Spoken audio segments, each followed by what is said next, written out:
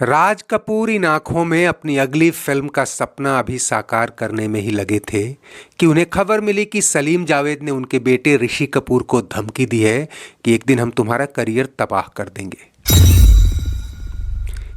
उनके तन बदन में आग लग गई थी, लेकिन मुट्ठियां भींचने और दांत पीस कर रह जाने के अलावा कुछ और रिएक्ट करना उन्हें हवा के खिलाफ थूकने जैसा लगा।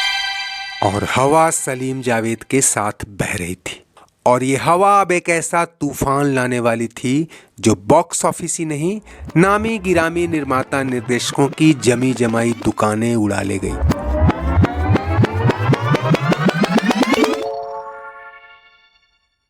दोस्तों, ये कहानी उस साल की है जब राज कपूर, देवानंद, बी.आर. चोपड़ा जैसे प्रोड्यूसर डायरेक्टर ही नहीं, बड़े बड़े फिल्मी सितारों ने बॉक्स ऑफिस कब्जाने में अपनी पूरी ताकत झोंक दी थी। लेकिन जो हुआ उसकी कल्पना इन दिग्गजों ने तो क्या, खुद बॉक्स ऑफिस ने भी नहीं की थी। शोले को आए एक आध साल बीत चुके थे, लेकिन उसकी कमाई का तूफान थमने का नाम नहीं ले रहा था। देश के इतिहास में ऐसा पहली बार हुआ था कि कोई फिल्म 60 सिनेमा घरों में गोल्डन जुबली मना रही थी, और 100 में तो सिल्वर जुबली मना भी चुकी थी। इसके साथ ही दीवार ने एक अलग तरह की कहानी, एक अलग तरह के किरदार और एक अलग तरह की कामयाबी से बॉक्स ऑफिस हिला रखा था। अब सलीम जावेद नाम और शोहरत ही नहीं, फीस की उस बुलंदी पर थे जहां जाने की किसी राइटर ने कल्पना भी नहीं की थी। जहां दूसरे लेखक प्रोड्यूसर्स को कहानी सौंपने के बाद फीस के लिए मिमियाया करते थे, पहली बार सलीम जावेद ने स्क्रिप्ट सुनाने से पहले 1 लाख रुपए एडवांस मांगना शुरू कर दिया था। अब तक तो फिल्म की कामयाबी का श्रेय एक्टर और निर्माता निर्देशक लिया करते थे। ये क्या कि सब कुछ लेखक ही ले उड़े। जमीर वालों को ये मंजूर न था। राज कपूर, जिनका किला 73 में जंजीर के साथ भी सलीम जावेद नहीं हिला पाए थे, अब दूसरी म्यूजिकल हिट की तैयारी में थे। लेकिन दीवार और शोले ने जहां बॉलीवुड के कई पैमाने बदल दिए थे, वो सत्यम शिवम सुंदरम में हर वो नुस्खा, हर वो मसाला और हर वो एक्सपेरिमेंट आजमाना चाहते थे जिससे फिल्म बॉक्स ऑफिस पर टॉप ग्रॉसर बने। पहले तो अपनी बॉबी को ही फिल्म में बतौर लीड एक्ट्रेस रिपीट करना चाहते थे, लेकिन अब वो राजेश खन्ना संग 7 फेरे लेने के बाद से ही फिल्मों से दूर हो चली थीं। ऊपर से उन्हें ये रोल पसंद न था। हेमा मालिनी और विद्या सिन्हा के इनकार के बाद तो ऐसे बिफरे कि एक इंटरव्यू में यहाँ तक कह डाला कि मैंने तो ये रोल लता जी के लिए लिखा था, ये सोचकर कि अगर लता मंगेशकर जैसा सुरीला गाने वाली कोई लड़की बदसूरत हो तो क्या हो। बतौर हीरोइन भी लता मंगेशकर ही मेरी चॉइस थी। हालांकि उनका ये बयान लता मंगेशकर को बहुत बुरा लगा था। दीवार से शशि कपूर को मिली नई चमक को भुनाते हुए राज ने छोटे भाई को ही लीड रोल में लिया, लेकिन शशि कपूर रूपा के रोल में रेखा को कास्ट करवाना चाहते थे। कई हीरोइनों को आजमाने के बाद राज कपूर ने जीनत अमान को फाइनल किया, जो लुक ही नहीं एटीट्यूड में भी बोल्ड थी, और उन सीन्स पर उन्हें कोई आपत्ति नहीं थी जिन्हें बाकी हीरोइनों ने करने से मना कर दिया था।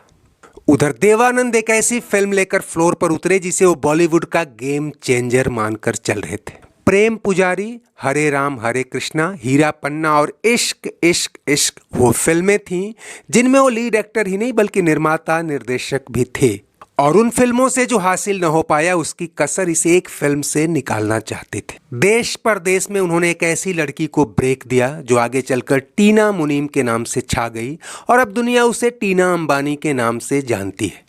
संगीत के लिए भी उन्होंने नौकेतन फिल्म्स के पुराने धुरंधरों के बजाय राजेश रोशन पर भरोसा जताया। देवानंद को फिल्मी सुर्खियां अखरती थी, जिनमें सलीम जावेद अपने इंटरव्यूज में कहा करते थे कि जंजीर सबसे पहले देवानंद ने ही ठुकराई थी और दीवार की कहानी भी उन्हें ऑफर हुई थी।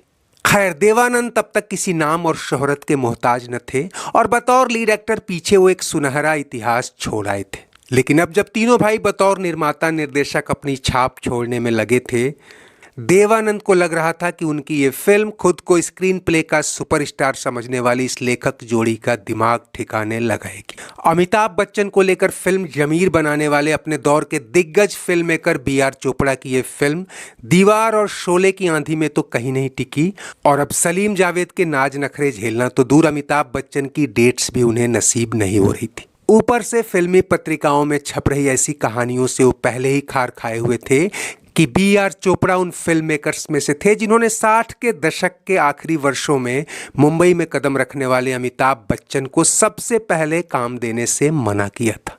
लेकिन अब बी आर चोपड़ा छोटी सी बात जैसी स्मॉल बजट फिल्मों के हिट हो जाने से उत्साहित थे और अब एक लव ट्रायंगल से एक्शन फिल्मों की धार का मुकाबला करना चाहते थे। सो संजीव कुमार को लेकर एक फिल्म बना रहे थे, पति पत्नी और वो। कहा जाता है कि जमीर और कर्म से हुए नुकसान की भरपाई के लिए बी आर चोपड़ा इस फिल्म में जी जान लगाए हुए थे। उधर दीवार की ब्लॉकबस्टर कामयाबी से उत्साहित बी आर चोपड़ा के भाई यश चोपड़ा सलीम जावेद के साथ एक और कहानी पर फिल्म डायरेक्ट कर रहे थे और यही वो फिल्म थी जिसके लिए इस लेखक जोड़ी ने ऋषि कपूर का करियर बर्बाद करने की उन्हें धमकी दी थी। ऋषि ने अपनी किताब खुल्लम खुल्ला में लिखा है कि त्रिशूल का रोल ठुकराए जाने के बाद उन्होंने मुझसे कहा था कि जब राजेश खन्ना ने दीवार ठुकराई थी तब हमने उनकी जगह एक नया सुपरस्टार पैदा कर दिया था। हमारी फिल्म ठुकराने की जुर्रत कोई नहीं कर सकता, तुमने कैसे किया। खैर ऋषि कपूर भी कम नहीं थे। 77 में सलीम जावेद ने जब पहली बार फ्लॉप फिल्म का स्वाद चखा तो ऋषि सहित कई एक्टर्स ने खुशी में पार्टी दी थी। उधर अमिताभ से खार खाए शत्रुघ्न सिन्हा को लेकर सुभाष घई विश्वनाथ बना रहे थे जो पहले ही कालीचरण जैसी हिट देकर सुर्खियों में आ गए थे।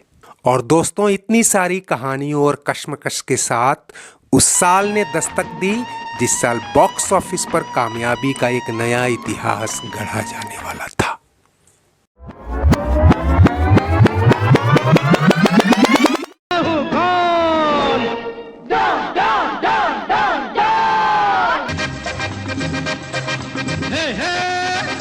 मई 1978 में आई अमिताभ बच्चन अभिनीत 3 फिल्मों ने एक साथ देश भर के सिनेमाघरों में तूफान मचा, खासकर डॉन और त्रिशूल ने। त्रिशूल की चर्चा तो पहले से थी लेकिन डॉन एक अंडरडॉग थी।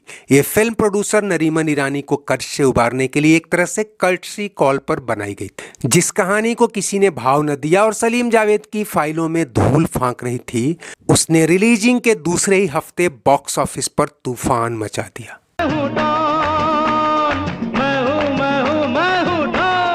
इसके 2 महीने पहले मार्च में रिलीज हुई राज कपूर की सत्यम शिवम सुंदरम कई विवादों और सुर्खियों के साथ आई थी और अच्छा खासा कारोबार कर रही थी। ये फिल्म भी बड़ी हिट साबित हुई लेकिन इसका क्रेज इन 2 फिल्मों ने कम कर।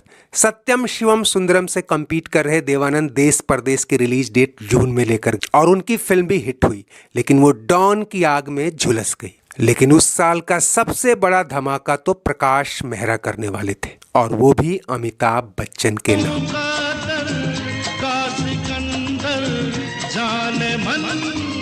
दोस्तों, एक एक फिल्म का जायजा लेने से बेहतर है कि आपको उस साल की टॉप ग्रॉसर लिस्ट पर ले जाएं जो बताती है कि पहली बार हिंदी सिनेमा के इतिहास में साल की 3 सबसे कमाऊ फिल्में एक ही एक्टर की थीं।